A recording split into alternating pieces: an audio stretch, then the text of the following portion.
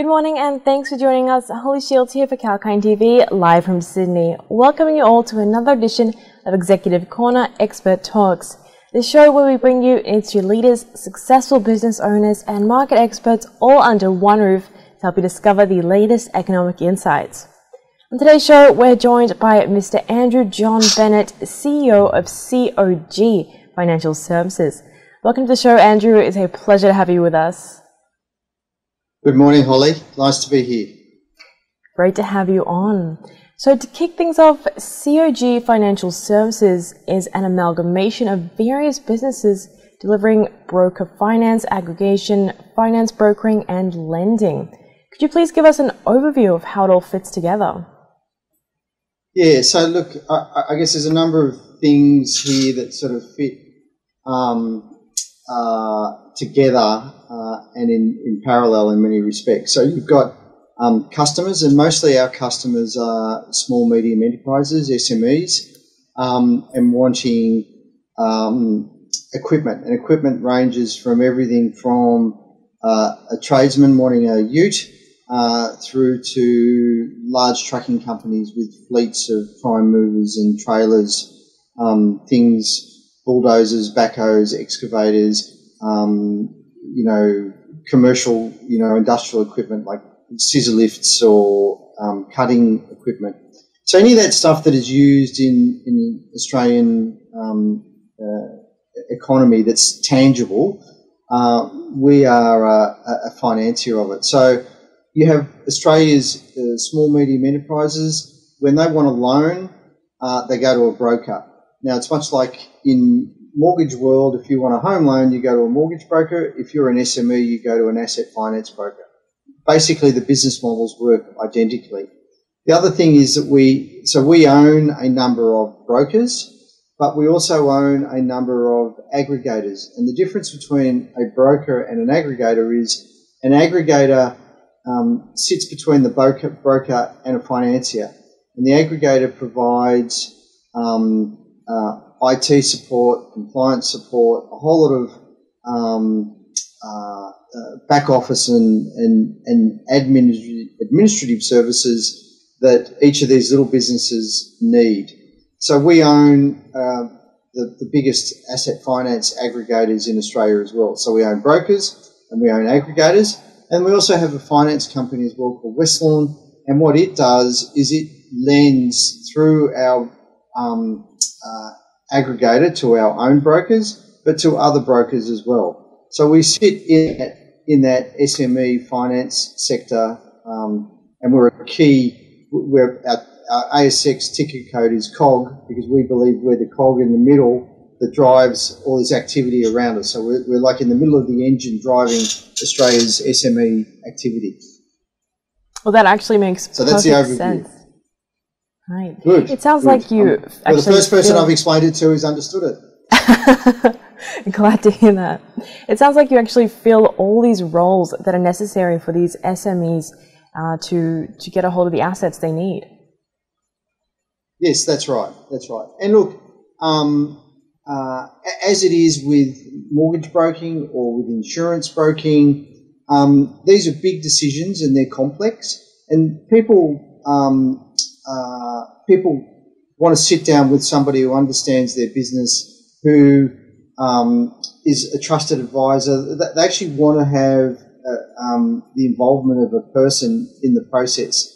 They don't want to do it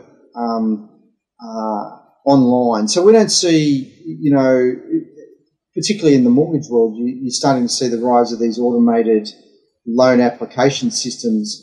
And there is a role for those, but they're only a small role because people fundamentally like to have advice and support to make, what are very big and complex decisions.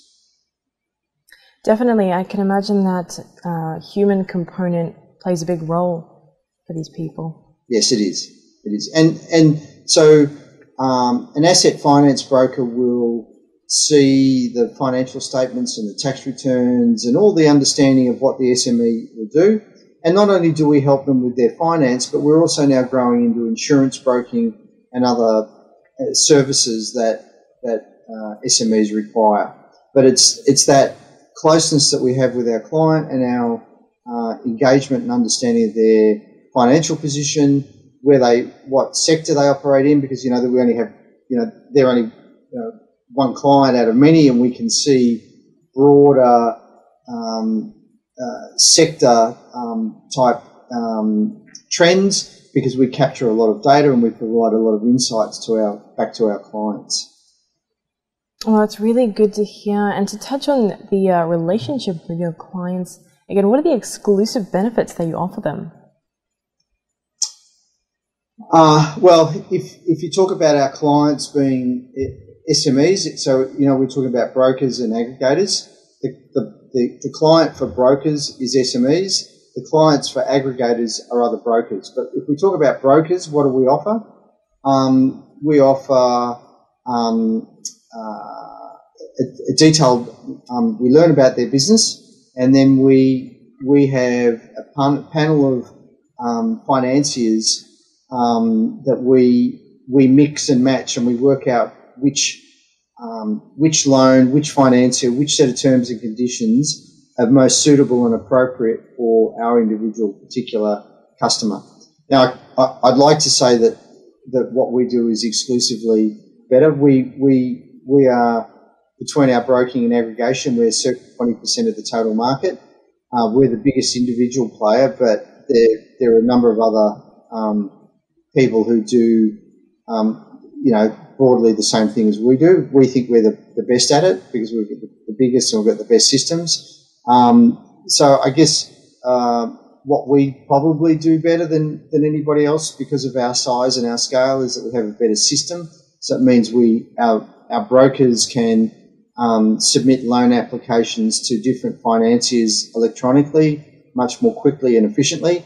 So what that means is, from the customer's perspective, the time from application to getting a credit decision, or what we call time to yes, is really short. So the customer wins. And then once the decision is made, because all our processes are digitised, the time to cash is also short, I should say. So that from an SME, they can walk into one of our broker or ring one of our broker and say, look, I need a new truck. If it's an existing customer, our broker will have all their information, their company number, their ABN number, financial statements, BAS returns, and they very quickly send all that electronically to a bank. The bank will run it through their decision-making criteria very quickly and come back electronically. Yes, that's approved. That can take, an hour or two in some instances for a simple credit. And then we send the documents out electronically, and the customer executes them, and they can get their money sometimes in the same day. So that's the benefit of scale. Brings technology, which brings faster service to customers. But it's an arms race. We're all of us in the game want to achieve that, but to achieve it, you have to have scale to invest in systems, and that's where we are a bit different to everyone else. I can definitely see how the size of your organization works to the benefit of clients, as you just touched on. And your size of your organization is quite substantial. Across your financial broker and aggregation platform, you arrange finance for $5 billion worth of loans annually. Now, how do you see COG uniquely positioned to claim the market leader position? We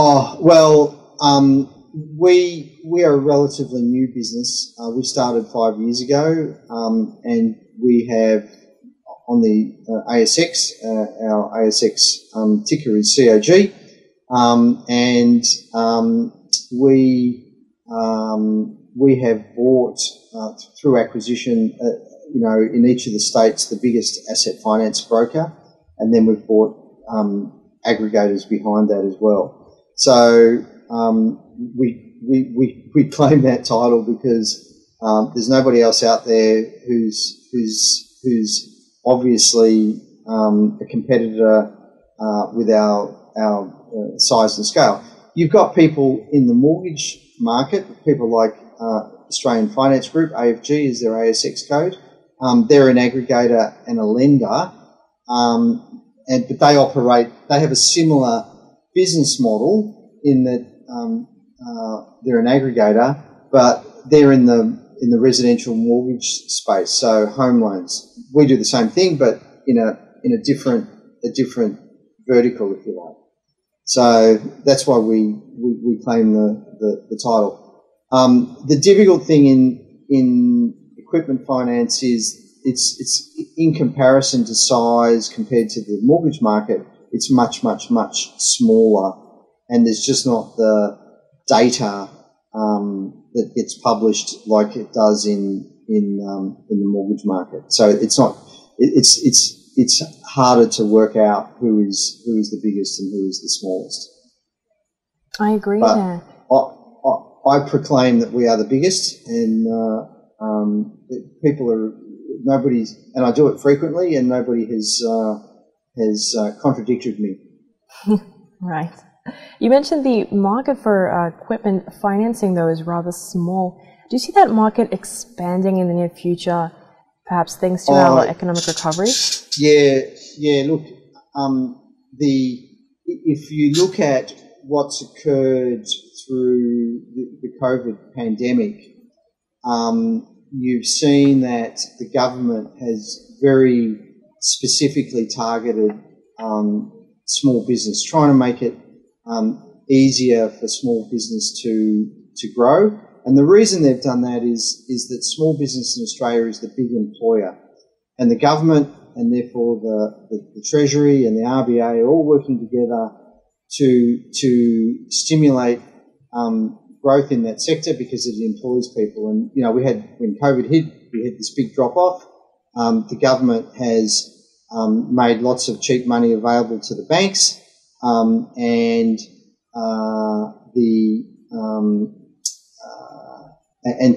things like instant asset write-off has seen a real growth in asset finance, and that's because the other part of that is that the government has so you've got the federal government's launched a number of infrastructure initiatives, but each of the state governments have done their own infrastructure initiatives. So the combination of relatively cheap money, cheap finance, so interest rates, and instant asset finance, and this huge infrastructure spend that's going on.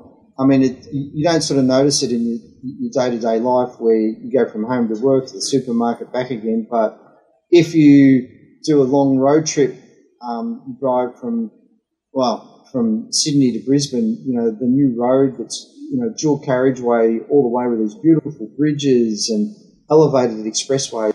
I mean, a lot of money, and there still continues to be a lot of money spent on these types of projects. But unless you're looking for them, you don't sort of notice them. But there's an awful lot of things being built.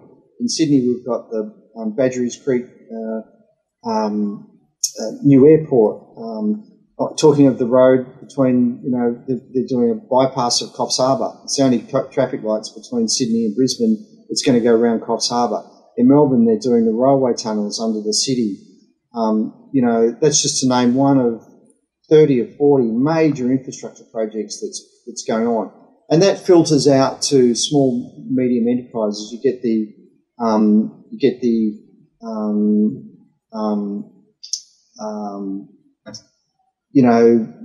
tradespeople that provide services to these bigger construction companies and we provide services to them. So it's a wave. It starts with the government committing to spending on these big infrastructure projects. The contracts get let to contractors. They then let subcontractors to smaller businesses. Those smaller businesses then need to go and get equipment, and that's where we sit in that little piece. So we're just like a cork floating on a rising ocean of demand for equipment, but it's all largely driven by this enormous infrastructure spend that was on track. There was already a lot of infrastructure being constructed before COVID, but the governments have all of them have opened up their wallets and are committing to big infrastructure spends. Yeah, which, and that's definitely is to be applauded and commended. Absolutely, and it's definitely visible, like you mentioned. There's a lot of those projects still ongoing, and we can expect to see more most likely in the coming years, which is where I'm sure you'll be very busy. Yes, we hope so. So we see, to your point, that this is getting bigger and bigger and bigger as the economy grows and the increased focus by governments to stimulate it. Right, definitely. And just to touch on your ASX listing, as you mentioned before, you performed very well, as a matter of fact, on the ASX over the last year. So I've got to commend you for that. So it looks like COG is on the up and up. What's next for you? Look, we are 17 to 20% of the current market. We've grown to that through acquisition over the last 5 years. We want to continue to grow through acquisition. It is our expectation that we'll double again over the next 5 years. So hopefully we'll be more like 40 to 50% of the market in that period of time. So we've got a pipeline of other brokers that we wish to acquire. On our lending business, we own 51% of a business called Westland Finance, which operates up in northern New South Wales and now recently in Brisbane and Melbourne. It's a rapidly growing business, so we'll continue to increase our ownership stake in that. So we feel we've got the core components of the business now settled on and agreed, and we'll just build it out over the next couple of years. Yes, we've had a very good run over the last 12 months. I think 12 months ago we were at 50 cents in today's value, and now we're at circa $1.40. So we've nearly gone up 3 times over the last 12 months.